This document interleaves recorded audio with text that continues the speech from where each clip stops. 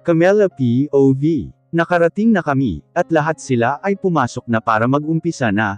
Huminga muna ako ng malalim, saka ako lumabas ng sasakyan. Naglakad na ako para pumwesto papasok sa simbahan, nang may biglang nagtawag ng pangalan ko. Camella, si Ellis, papalapit siya sa akin, nang biglang may mga hamarang sa kanya na mga lalaki. Ellis, ngumiti ako, umiiling siya. Lagi mong tatandaan maski may asawa na tayo, magkaibigan pa rin tayo, okay? No, ayoko ng kaibigan lang, Camella please wag kang tumuloy, kaya kung kalimutan ang lahat maski yaman at pamilya ko, kaya please wag kang tumuloy at sumama ka sa akin, padami ng padami yung mga lalaki na pumipigil sa kanya. Ellis, si Lucy, mukhang nalaman nilang nagkaroon ng problema. Camella please, pasok na o tutuluyan ko siya. Nilingon ko yung bamulong sa akin, si Christian. Tiningnan ko na lang si Ellis, at pumasok na sa loob, nag-flying kiss na lang ako sa kanya. Pumasok na ako sa loob at sinara na ang pintuan, pumunta na din sila sa mismong upuan nila, at pati na rin si Christian. Naglakad na ako ng dahan-dahan, at hindi mapigil ang umiyak, rinig ko kasi dito ang sigaw ni Ellis maski may tugtog. Sinamahan ako nila mama at papa papunta kay Christian, nakipagkamay si papa kay Christian at beso, pati ako ay iyon ang ginawa. Tuluyan nang nag-umpisa ang seremonya, at hindi ko na alam kung anong nangyari kay Ellis. Natapos na ang seremonya, palabas na kami ng simbahan, at sinasabuyan kami ng bigas, asin, bulaklak, maski pera ay kasama. Nagpipicture-picture kami nang mapansin ko si Ellis na nakaupo kasama si Lucy. Tara na, hinihintay na tayo sa reception, naglakad na kami papasok sa kotse, pero bago pa iyon nilingon ko muna si Ellis. Nakarating na kaming reception, at nag-umpisa na ang kasiyahan, pero hindi ko maramdaman ang saya, ngumingiti lang ako ng tipid pag may kumakausap sa akin. That the right thing to do, reserve your energy, because we're going to our honeymoon after this, bulong ni Christian. Ha! Hindi ba pwedeng magpahinga muna? You're tired. It looks like you're not tired, because look at yourself. It seems you're not in our middle of celebration. Tiningnan ko yung mga tao na nakatingin sa amin, maski ang magulang ko at magulang ni Christian. Sorry, huminga ako ng malalim. Natapos na ang celebration, at tulad ng sabi ni Christian, diretso kami sa honeymoon namin, nagpalit lang kami ng damit, at sumakay uli sa kotse. Nagpaalam na kami sa kanila, sa ibang bansa daw ang honeymoon, at 1 linggo iyon. Expect the unexpected Camella, iyon ang huling sinabi ni Christian, hanggang makarating kami sa Maldives. Ang ganda ng lugar, para tuloy akong inantok agad. It's nice right? Nagulat pa ako, yamakap kasi siya sa likod ko, yung puso ko ang lakas ng kalabog, at hindi pa ako sanay na may ganitong mangyayari. Relax, masyado kang na-tense. Kumalas siya sa yakap at humiga sa kama. Come join me? Nagdalawang isip pa ako, pero eto na ito. Kasal na ako at may asawa na ako, kaya kailangan ko nang tanggapin, maski hindi pa ready. Humiga na ako, medyo may space sa aming dalawa, pero hinhila niya ako at niyakap niya ako. Tiningala ko siya na nakapikit siya, kaya pumikit na din ako, ramdam ko ang antok at pagod, kaya madali akong nakatulog. Nagising na ako na may nakayakap pa rin sa akin, tiningnan ko yung labas at mukhang gabi na, tiningnan ko yung oras at 8:00 ng gabi, babangon sana ako nang hinhila ako ni Christian. Bakit hila ka ng hila? Tuldok. Reklamo ko, kanina pa kasi siya. Saan ka pupunta? Maliligo at mag-o-order ng pagkain, hindi ka ba nagugutom? Minulat na niya yung mata niya, at tinignan yung oras. Maligo ka na, ako na ang bahala sa food. Tumungo ako at pumasok na sa CR, kompleto na doon may towel na at may robe na. Natapos na akong maligo, nag-robe akong lumabas at bumungad sa akin ang andaming pagkain. Umupo na ako, tumabi naman si Christian. Let's eat, kumain na kami, pakiramdam ko ngayon lang ako kumain ng maayos, simula kahapon. Natapos na kaming kumain, at naubos namin yung food, natapos kong ayusin ang pinagkainan namin, ay umupo na ako sa labas, at tinanaw yung tanawin. Tara swim tayo, may mini swimming pool kasi sa kinuha ni Christian na para lang sa amin, at tanaw mo pa yung lugar, kaya ang gandang mag-relax. Nauna na siyang mag-swimming, pinanood ko na lang muna siya, hanggang nainggit na din ako, kaya nag-swimming na din ako. Kanina pa kaming magbabad, kaya umahan na kami. Pumunta ako CR para magpalit. Kumuha ako ng simpleng nighties para isuot, lumabas na ako at pumwesto na para matulog. Ilang minuto pa ay tumabi na si Christian, at hinhila na naman niya ako papalapit sa kanya, amoy na amoy ko ang sabon niya. Nag-relax naman ako at pumikit, naramdaman ko ang kamay niya na humahaplos sa katawan ko, at ang hininga niya sa likod ng tenga ko, unti-unti niyang pinaghahalikan, at unti-unti din niya akong pinaharap sa kanya. Dinampyan niya ako ng halik hanggang ibinubuko niya ang bunganga ko, para makahalik siya ng maayos. Nang naka-full access na siya, inumpisahan niya uli ang paghaplos sa katawan ko, hanggang dam ako sa chest ko.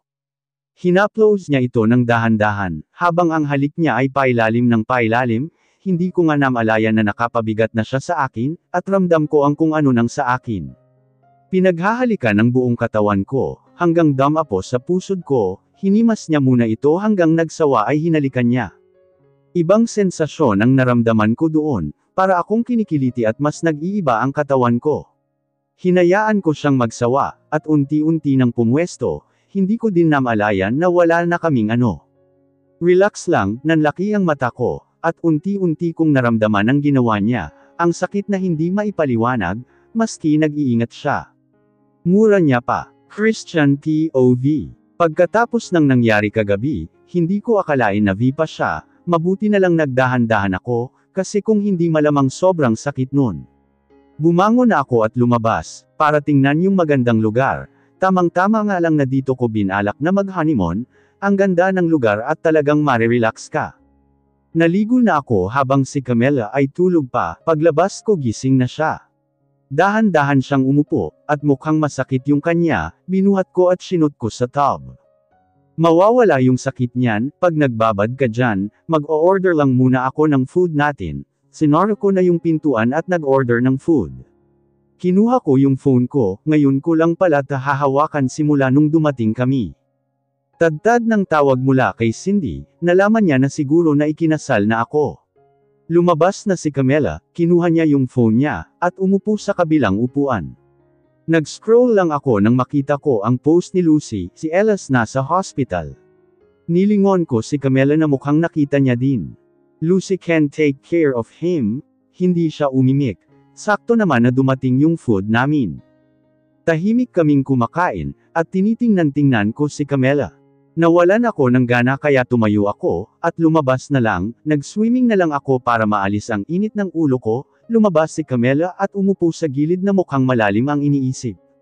Gusto mo bang puntahan? Nilingon niya ako. Balik na tayo para mapuntahan mo. Sabi ko pa, iniwas ang tingin sabay buntong hininga. Umahan na ako at lumuob, kinuha ko ang mga malita at inilagay na ang mga damit namin. Lumuob siya at tinitignan ako. Wala naman akong sinabi, pinagpatuloy ko ang pag-eempake. Wala nga siyang sinasabi, pero baka sa mukha niya naalalang-alala sa tao. Honeymoon namin ito, tapos ganyan ang mukha, nakita naman niya na anden si Lucy, at mukhang maayos na ang lagay ni Ellis. Christian, nilingon ko siya. Uuwi na tayo, mabilis kong nilagay ang mga damit namin, maski magkahalo-halo na, lumapit si Camela at inalis yung damit sa malita. Mabilis niyang inalis at sinara ang drawer. Ano ba ang problema mo? Ikaw. Kahit pilit itong kasal gumagawa ako ng way para maging maayos tayo Camela, pero hindi ko magagawa pag mag-isa, konting adjustment naman sa'yo. Si Ellis ikakasal na iyon, ano mo ba siya? Inis kong sabi. Hindi mo naman maalis sa akin na. So itong honeymoon hindi mahalaga sa'yo, at mas gusto mo pang isipin yung tao. Sa inis ko ibinalik ko yung mga damit sa malita. Magpalat ka na at uuwi na tayo, izaniper ko na yung malita. Nagpalat na ako ng damit ko, habang si Camela nakatingin lang sa akin. 1 linggo hindi mo maibigay sa akin. Ito na lang ang araw ko na magpapahinga ako, pero pinagkakate mo pa. Okay sige total mukhang wala kang balak na maging relation yung sa atin, do what you want at walang pakialamanan binitbit ko yung mga malita namin, at nauna nang lumabas.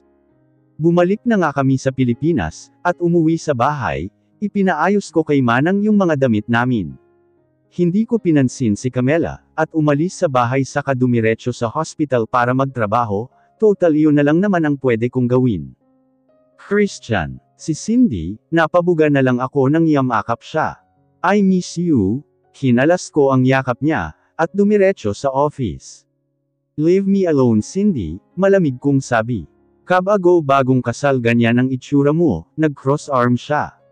Huwag mong umpisahan Cindy. Bakit mo pinakasalan kung ayaw mo naman sa kanya? Ang dami namang mas deserving para sa'yo, kaya bakit siya pa? Tiningnan ko siya. Mind your own life Cindy, umalis ka dito. Kasi private ito at bawal ang outsider, binuksan ko na yung mga folder. Outsider ha? Mare-realize mo din na itong outsider, ay much better than your wife. Umalis na siya at napahilamos na lang ako ng mukha.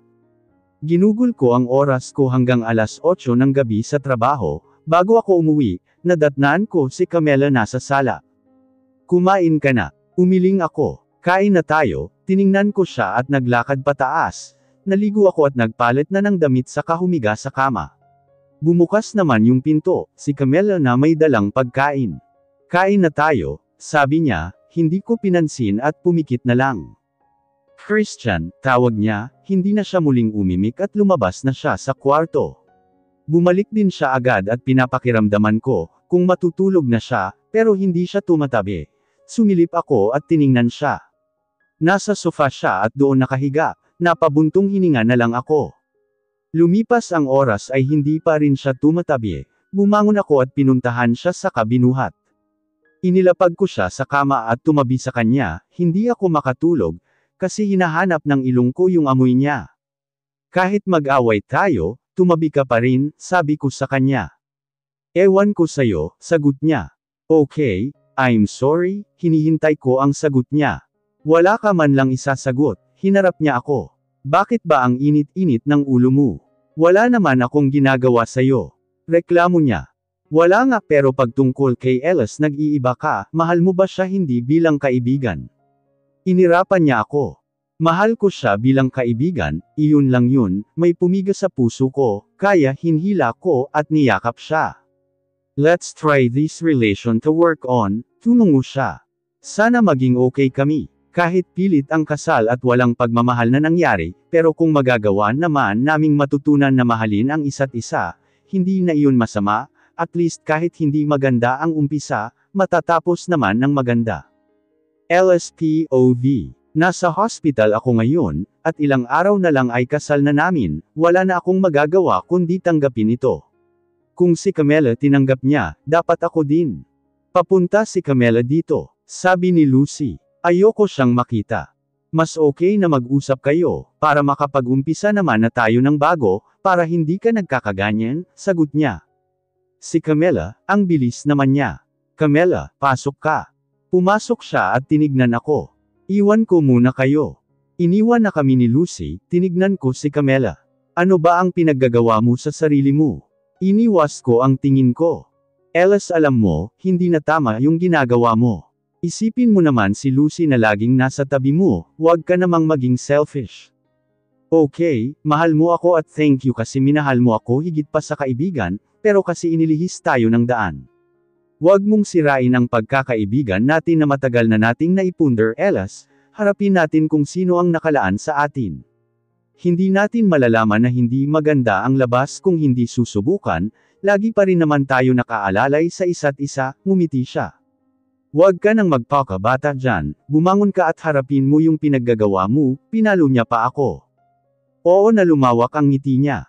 Pupunta ako sa kasal mo kaya dapat gwapo ka, ngumiti ako at itinaas ang dalawang kamay ko, lumapit siya at niyakap ako.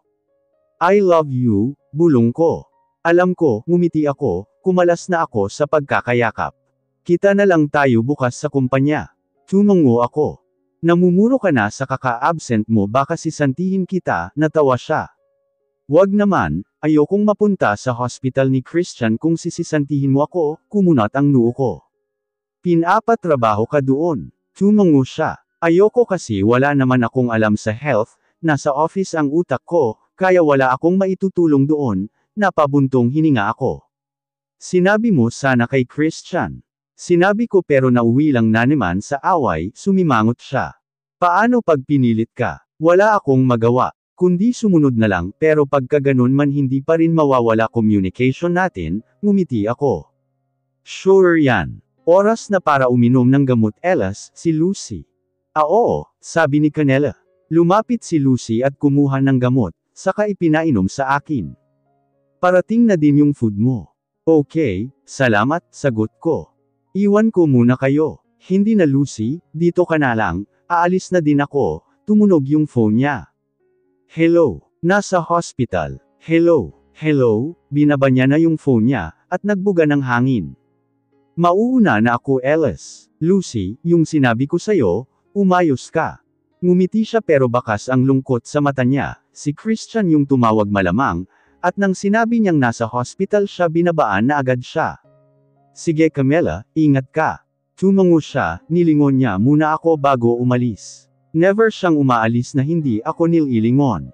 Ipa-arrange mo na yung discharge ko, ipapaaga ko na din ang kasal natin, nakatingin lang sakin si Lucy.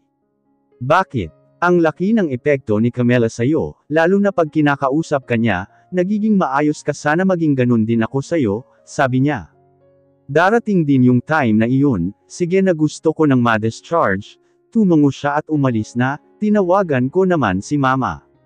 Mapakiaga yung schedule ng kasal namin ni Lucy, this week mo na i-schedule. Ipa-double time mo na lang yung tao para matapos lahat ng preparation okay. Bye, tapusin ko na ang kasal, para wala na akong iniisip. Na-discharge na ako sa hospital, at dumiretso ako sa kumpanya, pinona ko muna si Lucy, para asikasuhin niya pa yung hindi na asikaso sa kasal. Death mawawala ako ng 1 linggo, pero gusto ko kahit wala ako report mo lahat sa akin ang mga nangyayari dito.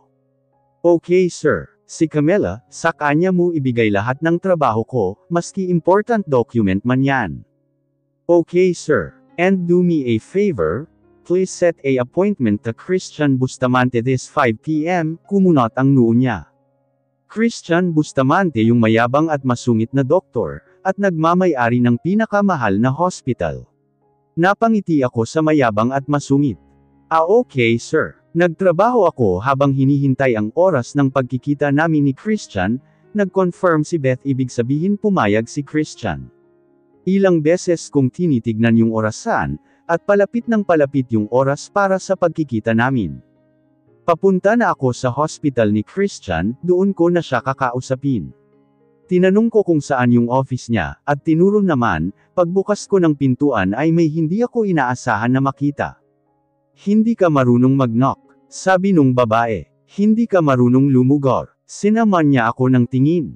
Get out Cindy, sabi ni Christian, umalis yung babae na masama ang tingin sa akin. Alam ba ni Camela na may ibang babae ka? Anong kailangan mo? Biglang nagbago yung isip ko, ipagkakatiwala ko na sana sayo si Camela, pero sa nakita ko kanina mukhang nagkamali ako. Mabait si Camela para gawin mo siyang laruan, tinignan niya ako. Base sa nakita mo kanina, kita mo naman hindi ko siya pinapatulan, at kita mo din na yung babae ang lingkis ng lingkis sa akin, napangiti ako. May kamay ka para itulak siya, kung talagang nasa tamang paglisip ka, umayos ka Christian kung ayaw mong gumawa ako ng kasalanan at ilayo sa'yo si Camela. Heto invitation. Ipinatong ko yung invitation at tumalikod na. Last warning Christian, huwag kang gagawa ng ikakasama ng loob ni Camela, naglakad na ako palayo na nakakuyom ang kamao ko.